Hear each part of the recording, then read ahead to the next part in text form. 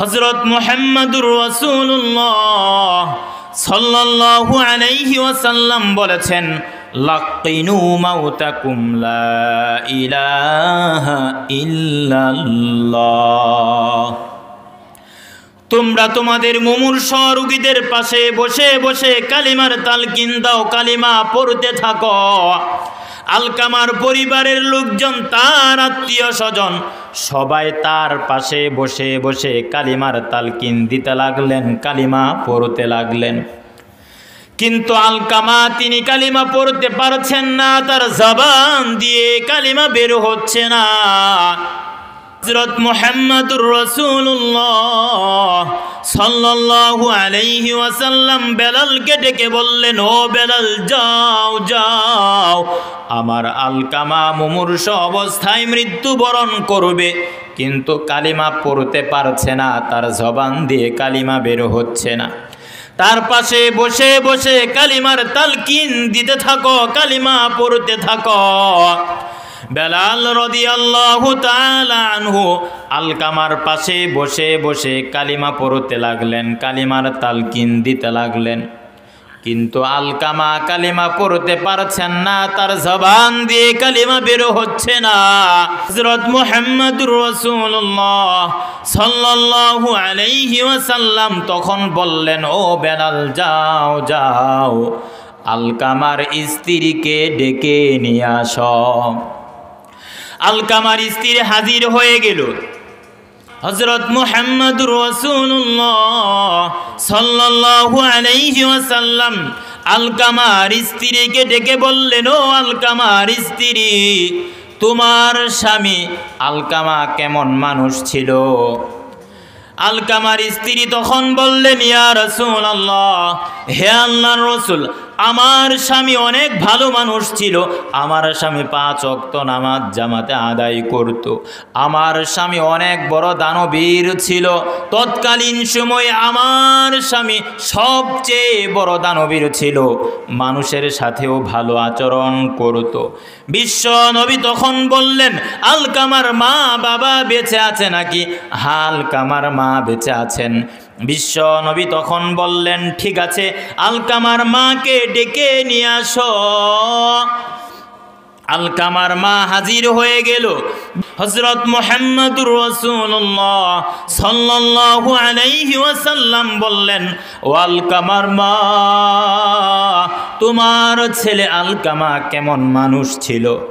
আলকামার মা তখন বললেন, ইয়া রাসূলুল্লাহ, হে আল্লাহর রাসূল, আমার ছেলে আলকামা অনেক ভালো মানুষ ছিল।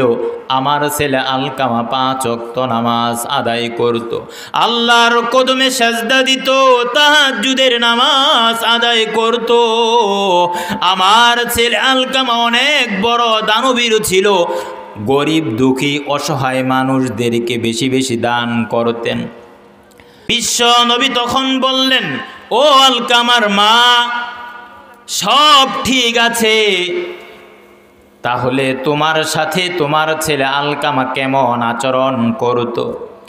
এই কথা যখন বিশ্ব নবী বললেন, আলকামার মা কাঁপতে শুরু করে দিলেন আর বলতে লাগলেন, ইয়া রাসূলুল্লাহ, হে আল্লাহর রাসূল, আলকামা আমার মনে অনেক আঘাত দিয়েছে, আমার মনে অনেক কষ্ট দিয়েছে। আলকামা বিয়ে করার পর সব সময় তার বউয়ের কথা শুনতো, বউ যা বলতো তাই করতো, আমার কথা শুনতো না। বিয়ে করার পর মা বাবার সাথে বেয়াদবি করে, মা বাবার সাথে চোখ রাঙিয়ে কথা বলে, এরকম বেয়াদব সন্তান আছে না নাই? কথা বলেন, আছে না নাই?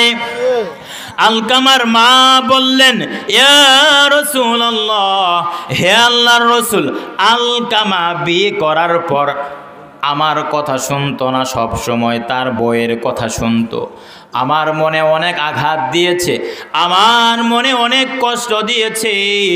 বিশ্ব নবী হযরত মুহাম্মদুর রাসূলুল্লাহ সাল্লাল্লাহু আলাইহি ওয়াসাল্লাম তখন বললেন, ও আলকামার মা, আলকামা মুমূর্ষ অবস্থায় মৃত্যুবরণ করবে, তার জবান দিয়ে কালিমা বের হচ্ছে না, তিনি কালিমা পড়তে পারছে না। দয়া ও মেহেরবানি করে আলকামাকে মাফ করে দাও।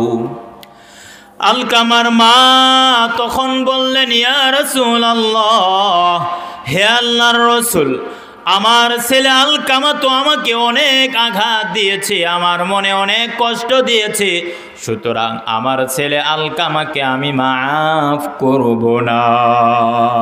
বিশ্ব নবী হযরত মুহাম্মদুর রাসূলুল্লাহ সাল্লাল্লাহু আলাইহি ওয়াসাল্লাম তখন বললেন, ও বেলাল, যাও যাও, লাকড়ি নিয়ে আসো, লাকড়ির মধ্যে আগুন জ্বালিয়ে দাও, আলকামাকে লাকড়ির মধ্যে জ্বালিয়ে পুড়িয়ে ছারখার করে দিব। এই কথা যখন বিশ্ব নবী বললেন, আলকামার মা বিশ্ব নবীর পায়ে পড়ে গেলেন আর বলতে লাগলেন, ইয়া রাসূলুল্লাহ, হে আল্লাহর রাসূল, আমার ছেলে আলকামা আমার নারসিরা ধন, আমার ছেলে আলকামাকে আমি 10 মাস 10 দিন পেটে ধারণ করেছি, গর্ভে ধারণ করেছি। আমার ছেলে আলকামাকে আগুনে জ্বালিয়ে পুড়িয়ে ছারখার করার জন্য আমি মানুষের মতো মানুষ করি নাই।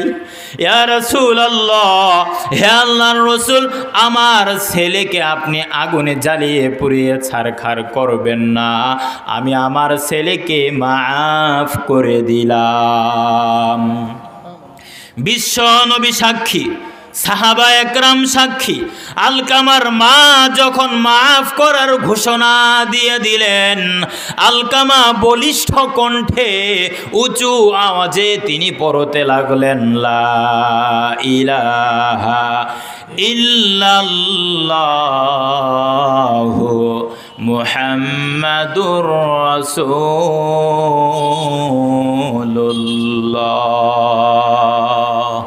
সাল্লাল্লাহু আলাইহি ওয়াসাল্লাম। আলকামা লা ইলাহা ইল্লাল্লাহ পড়ে পড়ে তিনি ইন্তিকাল করলেন, এই দুনিয়া ছেড়ে অন্ধকার কবরে চলে গেলেন। প্রিয় মুসলমান ভাইয়েরা আমার, এই ঘটনা বলার উদ্দেশ্য হলো, প্রিয় মুসলমান ভাইয়েরা আমার, আলকামার নামাজ রোজার অভাব ছিল না, তিনি নামাজ পড়তেন, যাকাত দিতেন, হজ করতেন, মানুষকে দান খয়রাত করতেন, সব কিছুই করতেন, তাহাজ্জুদের নামাজ পড়তেন, ভালো ভালো কাজ করতেন, জনকল্যাণমূলক কাজ করতেন, ইবাদত বন্দেগি করতেন। সব কিছু করার পরেও তিনি মৃত্যুবরণ করার সময় মুমূর্ষু অবস্থায় তিনি কালিমা পড়তে পারছিলেন না, তার জবান দিয়ে কালিমা বের হচ্ছিল না। কথা বলেন ঠিক কিনা? এর একমাত্র কারণ হলো তার মা বাবার মনে আঘাত দেওয়ার কারণে, মা বাবার মনে কষ্ট দেওয়ার কারণে তিনি কালিমা তার জবান দিয়ে উচ্চারিত হচ্ছিল না। ঠিক তদ্রূপভাবে আপনি যদি নামাজ পড়েন, রোজা রাখেন, হজ করেন, যাকাত দেন, আপনি যদি ইবাদত বন্দেগি করেন, তাহাজ্জুদের নামাজ পড়েন, আপনি যত বড় আল্লাহর ওলি হন না কেন, আপনি যদি মার মনে আঘাত দেন, আপনি যদি মার মনে কষ্ট দেন, তাহলে আপনার নামাজ, রোজা, হজ, যাকাত, আপনার ইবাদত বন্দেগি, এগুলো আল্লাহ পাক রব্বুল আলামিনের দরবারে কোনোটাই কবুল হবে না। এজন্য প্রিয় মুসলমান ভাইয়েরা আমার, মা বাবার সাথে ভালো আচরণ করার দরকার আছে না নাই? মা বাবার সাথে সদাচরণ করার দরকার আছে না নাই?